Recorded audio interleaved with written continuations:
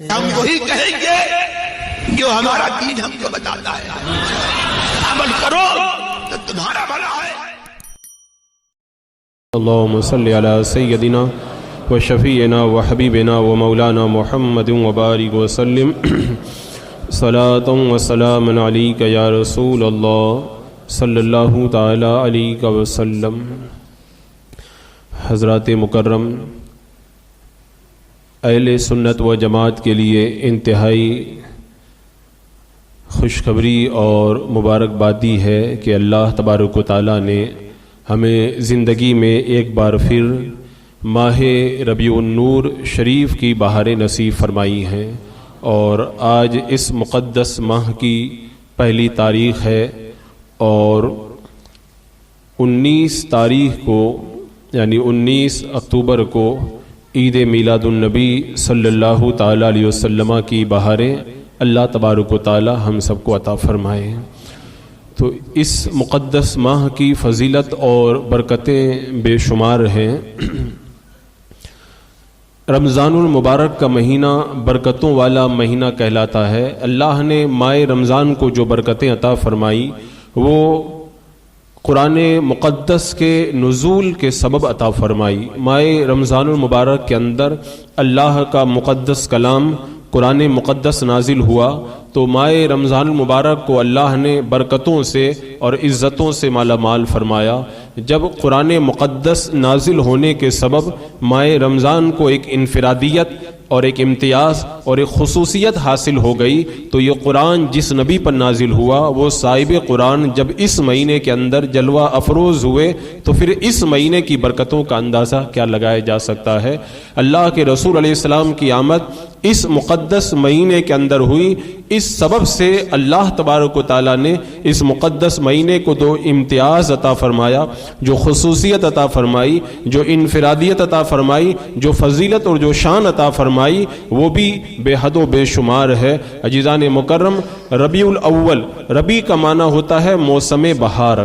جب اس کا نام رکھا گیا اس مہینے کا، تو اس وقت بہار کا موسم چل رہا تھا، تو اس اعتبار سے اس مہینے کا نام رکھ دیا گیا ربیع الاول۔ تو یہ تو نام رکھنے کے اعتبار سے ہوا، لیکن اولیاء کرام فرماتے ہیں کہ اس مہینے کو ربیع الاول اس لیے کہتے ہیں کہ ساری کائنات کے اندر جو بھی بہار آئی، اور صرف بہار نہیں بلکہ سدا بہاری کی جو ہوا چلی ہے، وہ اس مہینے کے اندر اللہ کے رسول علیہ السلام کے جلوہ افروز ہونے کی وجہ سے آئی ہے۔ اور یہ ایسی بہار ہے جو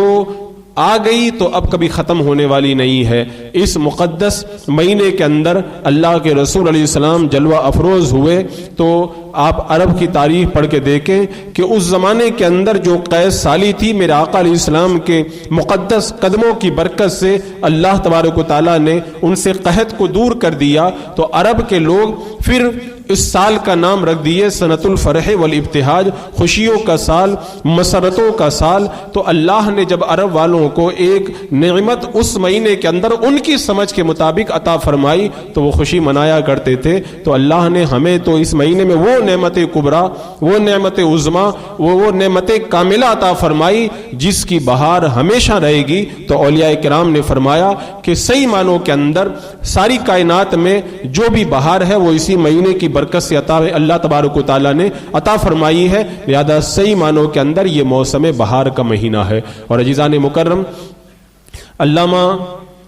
ابن الحاج المالکی رحمۃ اللہ تعالی علیہ نے ایک سوال قائم کیا کہ اللہ تبارک و تعالیٰ نے اپنے حبیب صلی اللہ تعالیٰ علیہ وسلم کو عظمت والے مہینے میں کیوں نہیں پیدا کیا؟ اللہ تبارک و تعالیٰ نے اپنے حبیب کو عظمت والے دن یعنی جمعہ کے دن کیوں نہیں پیدا کیا؟ رمضان کے مہینے میں کیوں نہیں پیدا کیا؟ اور عظمت والی رات یعنی شب قدر کے اندر کیوں نہیں پیدا کیا؟ تو آپ نے یہ سوال قائم کیا اور اس کے بعد میں اس کے مختلف جواب عطا فرمائے۔ آپ نے اس کا ایک جواب دیتے ہوئے علامہ ابن الحاج مالکی رحمۃ اللہ تعالی علیہ نے ارشاد فرمایا کہ چونکہ اللہ تبارک و تعالیٰ نے درختوں کو پیر کے دن پیدا فرمایا. اور درخت یہ اللہ کی اتنی بڑی نعمت ہے کہ درختوں سے ہمیں غذا بھی ملتی ہے, ہمیں پھول بھی ملتے ہیں جو ہمارے لیے شادابی کا سبب بنتے ہیں, اور درختوں سے ہمیں جو ہے وہ پھل ملتے ہیں جو ہمارے لیے خوشیوں کا سبب بنتے ہیں اور لذتوں کا سبب بنتے ہیں. اسی طرح درختوں سے ہمیں دوائیں بھی اللہ تبارک و تعالی, جڑی بوٹیاں بھی عطا فرماتا ہے. تو پیر کے دن اللہ تبارک و تعالیٰ نے درختوں کو پیدا کیا جن سے رزق ملتا ہے, غذا ملتی ہے, فرحت ملتی ہے, خوشی اور شادابی حاصل ہوتی ہے, غذا کے ساتھ میں شفا کا سامان بھی میسر آتا ہے. تو اللہ تبارک و تعالیٰ نے اپنے حبیب صلی اللہ علیہ وسلم کو جمعہ کے دن کے بجائے پیر کے دن پیدا فرمایا, اس لیے کہ اللہ کے رسول علیہ السلام جب تشریف لائے تو آپ کی ذات کے سبب سے بندوں کو قیامت تک کا رزق ملتا رہے گا. آپ کی ذات کے سبب سے آپ کو, لوگوں کو ساری زندگی خوشیاں میسر آتی رہیں گی, بیماروں کو شفا ملتی رہے گی, غم کے ماروں کو خوشیوں کا سامان میسر آئے گا. تو ساری نعمتوں کا منبع, مرکز اور سینٹر اور ساری نعمتوں کے اترنے کا جو سبب ہے وہ میرے آقا صلی اللہ تعالی علیہ وسلم کی ذات بابرکت ہے. تو اللہ تبارک و تعالی نے آپ کی ذات کو اس پیر کے دن پیدا فرمایا جس پیر کے دن ہمیں غذا, رزق وغیرہ دینے والے درختوں کو اللہ تبارک و تعالی نے پیدا فرمایا تھا. اور اسی طرح اس کی ایک وجہ آپ نے یہ بیان فرمائی کہ ربی جو ہوتا ہے یہ موسم بہار, یہ بیچ کا مہینہ ہوتا ہے, اور ربیع الاول یعنی ربی موسم بہار کا مہینہ, اس سے نیک فالی, نیک شگنی مراد لی جاتی ہے. اللہ نے ربیع الاول شریف کے مہینے میں اپنے حبیب کو اس لیے پیدا کیا تاکہ اس سے ساری امت کو نیک فالی اور بشارت عطا کی جائے کہ میرا محبوب ایسے موسم بہار کے اندر جلوہ افروز ہوا ہے, تو اے مسلمانوں اب تمہارے لیے ہمیشہ کے لیے بشارتیں ہیں, خوشیاں ہیں اور شادابیاں ہیں. اور ایک وجہ آپ نے اس کی یہ بھی بیان فرمائی کہ موسم بہار چونکہ بیچ کا مہینہ ہے اور حسین مہینہ ہوتا ہے, تو میرے آقا صلی اللہ تعالی علیہ وسلم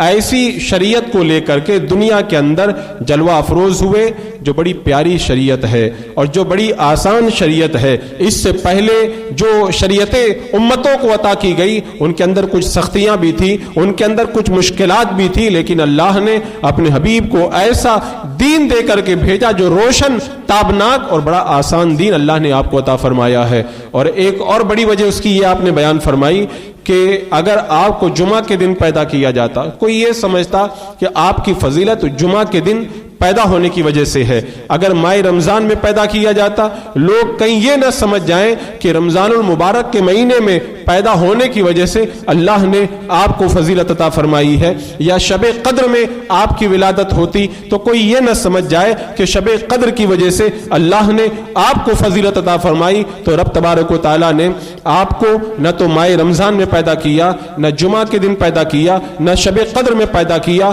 بلکہ ربیع الاول شریف کے مہینے میں پیر کے دن اللہ تبارک و تعالیٰ نے آپ کو پیدا فرما کے یہ بتا دیا کہ زمانے کی فضیلت یہ آپ کی وجہ سے ہے, آپ زمانے کی وجہ سے فضیلت نہیں پائے ہیں. اگر وقت کو فضیلت ملی ہے آپ کے قدموں سے ملی ہے, اگر مہینے کو فضیلت ملی ہے آپ کی برکت سے ملی ہے, اگر راتوں کو فضیلت ملی ہے وہ آپ کی ذات کی وجہ سے ملی ہے. اس لیے کہ محبوب اکرم صلی اللہ تعالی علیہ وسلم ماہ ربیع الاول میں پیدا ہو گئے تو ربیع الاول فضیلت کا مہینہ بن گیا. آپ اگر پیر کے دن پیدا ہو گئے تو پیر کو ایک بڑی فضیلت حاصل ہو گئی, اور آپ جس رات میں پیدا ہوئے وہ شب ولادت اور راتوں کے اندر ایک زیادہ فضیلت والی رات بن گئی. اسی لیے علماء نے بیان فرمایا کہ شب قدر 1000 مہینوں سے افضل ہے, جیسا کہ اللہ تبارک و تعالیٰ نے قرآن مقدس میں ارشاد فرمایا کہ لیلۃ القدر خیر من الف شہر, شب قدر یہ 1000 مہینوں سے بہتر ہے. کیوں بہتر ہے؟ اس لیے کہ اس مہینے کے اندر اللہ نے قرآن مقدس کو نازل فرمایا. قرآن مقدس اگر شب قدر میں نازل ہو تو شب قدر افضل ہو جائے تو وہ قرآن جس نبی پہ نازل ہوا, وہ نبی جس رات میں پیدا ہوئے, وہ رات شب قدر سے بھی زیادہ فضیلت رکھتی ہے. اللہ اکبر. اسی لیے علامہ امام احمد بن حنبل رضی اللہ تعالیٰ عنہ کا جب وصال ہو گیا, آپ کو خواب میں کسی نے دیکھا اور پوچھا کہ اپنا حال آپ بیان فرمائیں تو علامہ ابن حنبل رحمۃ اللہ تعالی علیہ جو ائمہ اربعہ میں سے بہت بڑے امام ہیں، آپ نے جواب کے اندر ارشاد فرمایا کہ اگر اللہ کے رسول علیہ الصلوۃ والسلام تشریف نہ لاتے تو ہم مجوسی ہوتے، یعنی اللہ کے رسول علیہ السلام کی تشریف آوری ہوئی تو ہمیں ایمان کی دولتیں ملی، کیونکہ عراق کے لوگ مجوسی تھے، آگ کی پوجا کیا کرتے تھے، اور حضرت امام احمد بن حنبل بھی عراق کے رہنے والے تھے۔ تو آپ نے خواب میں بتا دیا کہ جو کچھ بھی ملا ہے مجھے مرنے کے بعد میں وہ سب اللہ کے رسول علیہ السلام کے قدموں کی وجہ سے ملا ہے، اگر آقا دنیا میں نہ آئے ہوتے ہم آگ کے پجاری ہوتے۔ عراق کے لوگ آگ کی پوجا کرتے، شام کے رہنے والے، روم کے رہنے والے، مصر کے رہنے والے نصرانی ہو جاتے، عرب کے رہنے والے بت پرستی میں مبتلا رہتے، اور میرے آقا علیہ السلام جب جلوہ افروز ہوئے عراق کے لوگوں کو بت پرستی سے نجات ملی، ایمان کی دولتیں میسر آئی۔ شام، روم اور مصر کے لوگوں کو نصرانیت کے مسخ شدہ دین سے نجات ملی، ایمان کی دولتیں میسر آئی۔ عرب کے لوگوں کو بتوں کی پوجا سے نجات ملی اور اللہ نے انہیں ایمان کی دولتیں عطا فرمائی۔ تو کائنات میں چاہے جو بھی نعمت ہو، چھوٹی نعمت ہو یا بڑی نعمت ہو، ظاہری نعمت ہو یا باطنی نعمت ہو، چھپی ہوئی نعمت ہو یا ظاہری نعمت ہو، دنیا کی نعمت ہو یا آخرت کی نعمت ہو، جسمانی نعمت ہو یا کوئی روحانی نعمت ہو، جس کو بھی ملی ہے یا مل رہی ہے یا قیامت تک ملتی رہے گی، وہ سب اللہ تبارک و تعالی اپنے حبیب کے صدقے ہی میں عطا فرمائے گا۔ یہ سب آپ کے قدموں کا صدقہ ہے، آپ کی مرضی کے بغیر کائنات کے اندر کوئی نعمت پائی نہیں سکتا ہے، ساری نعمتیں اللہ تبارک و تعالی آپ ہی کے صدقے کے اندر عطا فرماتا ہے۔ اور عزیزان مکرم، اس مہینے کی برکتوں کا آپ اندازہ لگائیں کہ جو کچھ بھی کائنات میں آپ نعمتیں دیکھ رہے ہیں، انسان اگر چاند پہ پہنچ جائے تب بھی اللہ کے رسول علیہ السلام کی جو ہے وہ تعریف بیان کرے، اس لیے کہ اگر اللہ کے رسول علیہ السلام نے دنیا کو رونق نہ بخشی ہوتی تو کوئی چاند ہوتا نہ کوئی چاند پہ پہنچنے والا ہوتا۔ اگر کوئی بڑے سے بڑے بلڈنگ کے اندر اگر آرام کر رہا ہے تب بھی اللہ کے رسول علیہ السلام پہ درود پڑے۔ آج جو بھی کچھ ملا ہے وہ اللہ کے رسول کے صدقے میں ملا ہے۔ اگر اللہ نے کسی کو حسن کی دولت عطا فرمائی، کسی کو مال دیا، کسی کو طاقت دی، اللہ نے اولاد دی، جو بھی نعمت ملے تو اللہ کے رسول علیہ السلام کا اللہ کی بارگاہ میں شکر ادا کرے بندہ، اس لیے کہ نعمتوں کا جو منبع اور مرکز ہے وہ اللہ کے رسول علیہ السلام کی ذات بابرکت ہے۔ جیسا کہ روایت میں آیا، حضرت عمر رضی اللہ تعالیٰ عنہ بیان فرماتے ہیں کہ جب اللہ تبارک و تعالیٰ نے حضرت آدم علیہ السلام کو زمین پہ اتارا اور آپ سے خطا جب سرزد ہو گئی، آپ زمین پہ تشریف لائے، آپ نے ایک بار آسمان کی طرف سر اٹھا کر کے دیکھا اور اللہ کے رسول علیہ السلام کے صدقے کے اندر اللہ کی بارگاہ کے اندر دعا کی تو رب تبارک و تعالیٰ نے ارشاد فرمایا کہ اے آدم، تو نے محمد صلی اللہ تعالیٰ علیہ وسلم کو کیسے جانا؟ تو حضرت آدم علیہ السلام نے کہا، جب تو نے مجھے پیدا کیا تھا میں نے نظر اٹھا کر کے عرش پہ دیکھا تھا تو عرش پہ لکھا ہوا تھا لا الہ الا اللہ محمد رسول اللہ۔ میں سمجھ گیا کہ جن کے نام کو تو نے اپنے نام کے ساتھ میں ملا کر کے رکھا ہے اس ذات کی عزت تیری بارگاہ کے اندر بہت زیادہ ہے، لہذا میں اس ذات کے وسیلے سے تیری بارگاہ کے اندر توبہ کرتا ہوں اور دعا کرتا ہوں۔ تو رب تبارک و تعالیٰ نے آپ کی توبہ کو قبول بھی فرمایا اور ارشاد فرمایا، اے آدم اگر محمد نہ ہوتے تو میں تمہیں بھی پیدا نہ فرماتا۔ عزیزان مکرم، آپ سوچیں، اب دنیا میں حضرت آدم علیہ السلام تشریف لائے اور اس کے بعد میں انسانوں کا سلسلہ چلا اور پھر باغ بہاری سب کائنات کے اندر پھیل گئی، تو یہ سب کچھ کس کے صدقے میں ہوا؟ اللہ کے رسول علیہ السلام کے صدقے میں۔ اگر اللہ کے رسول کو پیدا کرنا مقصود نہ ہوتا تو نہ حضرت آدم علیہ السلام پیدا ہوتے، نہ زمین پہ تشریف لاتے اور نہ کائنات کے اندر بہار آتی۔ جو بھی بہار کائنات میں نظر آ رہی ہے وہ اللہ کے رسول علیہ السلام کا صدقہ ہے، اور اس مقدس مہینے کی برکتوں سے تو اہل ایمان مالا مال ہے ہی، کافر بھی اس مہینے سے حصہ پا جاتے ہیں۔ آپ نے وہ روایت سنی ہوگی، جب اللہ کے رسول علیہ السلام پیدا ہوئے تو میرے آقا علیہ السلام کو سب سے پہلے جس مقدس خاتون نے دودھ پلایا تھا اس کا نام حضرت سویبہ ہے۔ وہ میرے آقا علیہ السلام کے چچا ابو لہب کی لونڈی تھی۔ جب اللہ کے رسول علیہ السلام پیدا ہوئے، اسی سویبہ نے جا کر کے ابو لہب سے کہا تھا کہ تمہارے بھتیجا پیدا ہوا ہے، تو اس وقت ابو لہب خوش ہو گیا اور اس نے اپنے بھتیجے کی خوشی کے اندر ایک انگلی اٹھا کر کے اشارہ کیا اور اشارہ کر کے اپنی اس باندی کو آزاد کر دیا۔ حضرت عباس رضی اللہ تعالیٰ عنہ بیان فرماتے ہیں ابو لہب کے مرنے کے بعد میں نے اسے خواب میں دیکھا اور پوچھا کہ تیرا کیا حال ہے، تو ابو لہب نے جواب کے اندر کہا تم سے بچھڑنے کے بعد میں مجھے کوئی سکون نہیں، کوئی راحت نہیں، کوئی آرام اور کوئی چین نہیں ہے، ہاں البتہ اتنا ضرور ہے جب پیر کا دن آتا ہے تو انگوٹھے کے ایک سوراخ کی طرف اشارہ کر کے اس نے کہا یہاں سے مجھے پانی ملتا ہے، کچھ آرام مل جاتا ہے۔ اس پر علماء کرام نے گفتگو کرتے ہوئے فرمایا کافر ہے ابو لہب، اور اللہ تبارک و تعالیٰ نے اس پر قرآن مقدس کے اندر مذمت نازل فرمائی ہے، ایسا کافر جس پر رب تبارک و تعالیٰ قرآن کے اندر مذمت نازل فرمائے، اس نے جب اللہ کے رسول علیہ السلام کی ولادت کے خوشی کے اندر یعنی بھتیجا سمجھ کر کے اشارہ کر کے اپنی باندی کو آزاد کیا، اس کافر کے اوپر بھی اللہ نے پیر کے دن عذاب کے اندر کمی کر دی، عذاب میں تخفیف فرما دی۔ اگر کوئی میرا آقا علیہ السلام پر ایمان لانے والا بندہ مومن صرف ایک طریقے سے نہیں، جو بھی طریقہ ہو سکتا ہے ہر طریقے سے اگر اللہ کے رسول علیہ السلام کی آمد پر خوشی منائے تو پھر اللہ تبارک و تعالی جنت کی کیسی کیسی نعمتوں سے اسے مالا مال فرمائے گا، اس کا اندازہ نہیں لگایا جا سکتا ہے۔ عزیزان مکرم، تو یہ اسی مہینے کی برکت ہے کہ کافر ابو لہب بھی اس مہینے کی برکت سے مالا مال ہو رہا ہے اور پیر کے دن کچھ سکون اور کچھ آرام میسر کر رہا ہے۔ تو عزیزان مکرم، یہ مہینہ بڑی برکتوں کا مہینہ ہے، بڑی شادابیوں اور بہاروں کا مہینہ ہے۔ اللہ تبارک و تعالیٰ اس مہینے کی برکتوں سے اہل ایمان کو جب مالا مال فرمائے تو ہمیں کیا کرنا چاہیے؟ ہمیں سب سے زیادہ اس مہینے کے اندر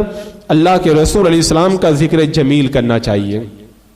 اب ذکر کرنے کا دو طریقہ ہے۔ ایک طریقہ تو یہ ہے کہ ہم اپنے گھروں کے اندر محفل سجائیں، اپنے علاقوں میں محفل سجائیں اور اللہ کے رسول علیہ السلام کی نعت پاک پڑھیں، میرے آقا علیہ الصلوۃ والسلام کی شان بیان کریں، اللہ کے رسول علیہ السلام کے مقدس سیرت طیبہ کو سنیں، اللہ کے رسول علیہ السلام کا بچپن کیسا تھا، آپ کی جوانی کیسی تھی، آپ کے اخیر عمر کے ایام کیسے تھے، میرے آقا علیہ السلام اپنے گھر میں کیسے رہتے تھے، صحابہ کے درمیان آپ کی زندگی کے مقدس نقوش کس طریقے سے تھے، آپ جنگوں میں تشریف لے جاتے تھے تو آپ کس انداز کے اندر جاتے تھے، اللہ کے رسول علیہ السلام نماز کیسے پڑھاتے تھے، آپ کے خطبہ دینے کا انداز کیا تھا، آپ کی گفتگو کیسے تھی۔ جب آپ اس مقدس مہینے کے اندر اپنے گھروں میں محفل سجائیں گے، ان سب چیزوں کو بیان کریں گے تو یہ نئی پروان چڑھنے والی نسل کو پتہ چلے گا کہ ہم کیسے اللہ کے رسول علیہ السلام پہ ایمان لاتے ہیں اور میرا آقا علیہ السلام کیسی عظمت والے ہیں۔ حضرت انس رضی اللہ تعالیٰ عنہ کے بارے میں سنیں،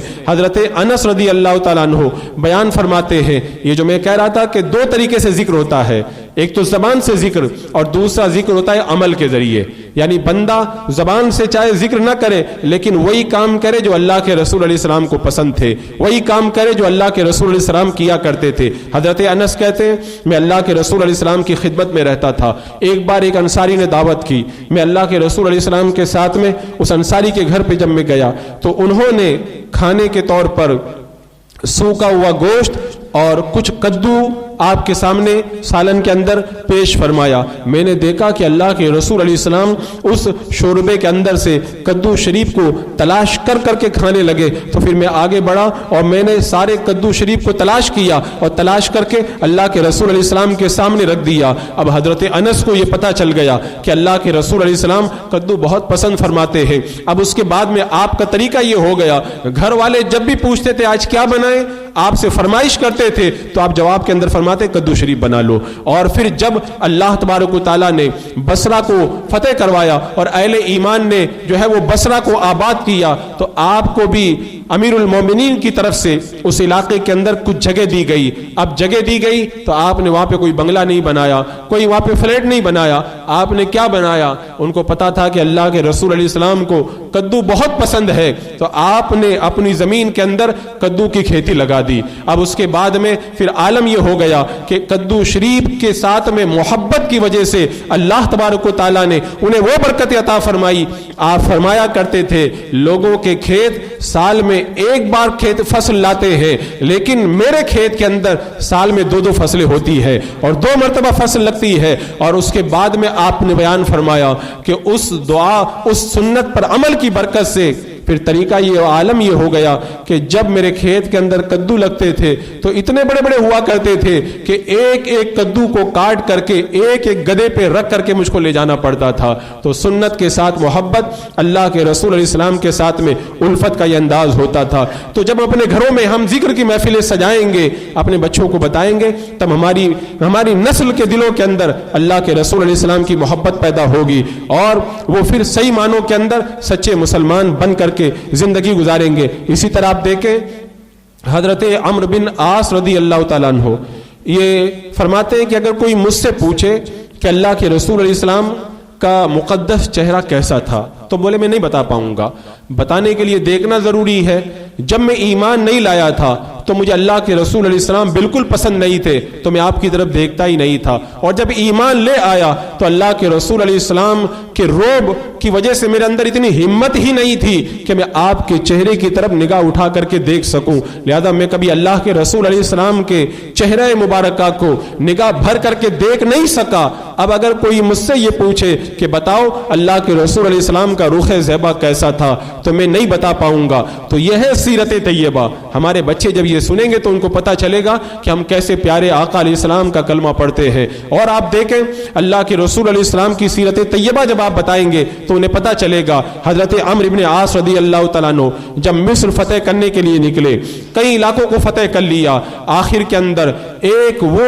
علاقہ جو بولیس قلعے کے نام سے مشہور تھا، وہ قلعہ فتح نہیں ہو رہا تھا۔ مسلمانوں نے بڑی کوششیں کر لی، ہر طرح سے انہوں نے سب کچھ کر کے دیکھ لیا، لیکن وہ قلعہ اور وہ علاقہ فتح نہیں ہونے لگا۔ حضرت عمرو بن عاص رضی اللہ تعالیٰ عنہ نے امیر المومنین حضرت عمر رضی اللہ تعالیٰ عنہ کے نام پہ خط لکھا کہ بولیس نام کا قلعہ فتح نہیں ہو رہا ہے، ہم نے سب کوششیں کر کے دیکھ لی ہے۔ حضرت عمر رضی اللہ تعالیٰ عنہ نے جواب کے اندر ایک خط لکھا اور 4 صحابہ کرام کو بھیجا۔ اب جواب سنے، جواب کتنا پیارا تھا۔ حضرت عمر نے جواب میں لکھا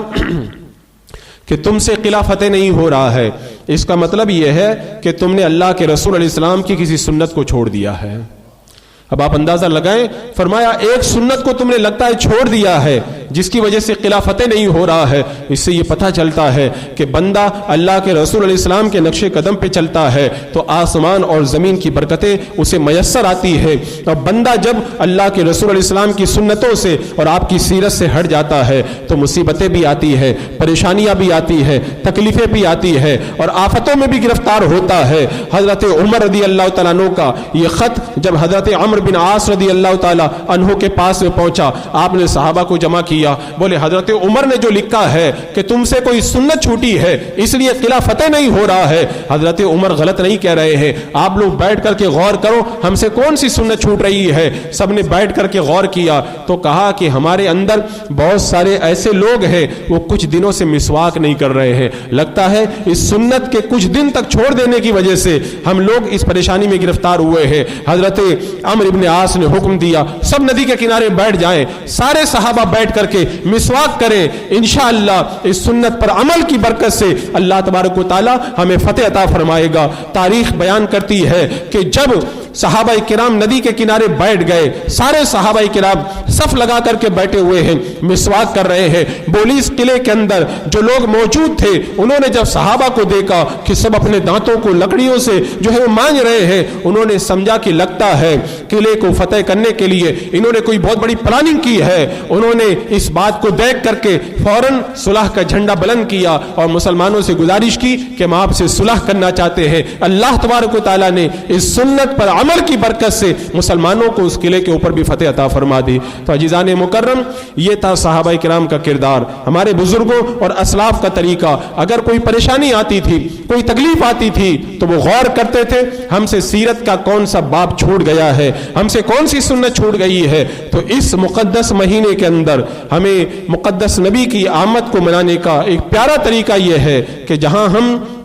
اپنے گھروں کے اندر میلاد کی محفلیں سجائیں، وہیں پر ہم اپنا بھی ذہن بنائیں، اپنے دوستوں کا بھی ذہن بنائیں کہ سنتوں پہ عمل کریں گے، اللہ کے رسول علیہ السلام کی حیات طیبہ کے اوپر چلیں گے، اور ہم ہر سنت رسول پر جہاں تک ممکن ہوگا اس پر عمل کر کے اللہ کے رسول علیہ السلام کا میلاد منائیں گے۔ یہ ہے میلاد منانے کا پیارا طریقہ۔ تو عزیزان مکرم، اللہ تبارک و تعالیٰ نے جو یہ مقدس مہینہ ہمیں اور آپ کو عطا فرمایا ہے، ایک تاریخ آج ہے اور 12 ربیع الاول شریف تک خاص طور سے ہمیں یہ دو کام ضرور کرنے ہیں کہ اللہ کے رسول کی سیرت بیان کرنا ہے، سننا ہے اور سنت پہ عمل کرنا ہے۔ اس کے علاوہ ایک بڑا کام اور ہمیں یہ کرنا ہے کہ ہم کثرت سے ان دنوں کے اندر اللہ کے رسول علیہ السلام پہ درود پاک پڑھیں۔ اگر ہو سکے تو روزانہ 1000 بار درود شریف پڑھیں، اگر 1000 بار نہیں پڑھ سکتے تو کم سے کم 500 بار پڑھیں، اور 500 بار اگر نہیں پڑھ سکتے تو ہر سنی مسلمان کو یہ چاہیے کہ 100 بار سے کم درود پاک ہرگز نہ پڑھے،